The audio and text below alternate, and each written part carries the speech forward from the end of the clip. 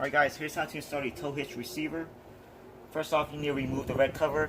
If it's too tight, you use a flathead screwdriver and pry off the bottom. Get your tow hitch. Just slide right in. Rotate the key downward so that it's locked. Move the key. Give it a wiggle to make sure that it's all tight.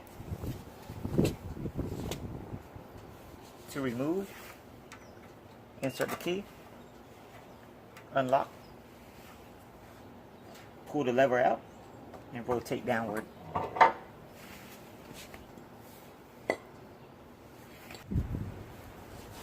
To connect the tow wiring harness, you need to remove this plastic cover. Rotate the two screws clockwise.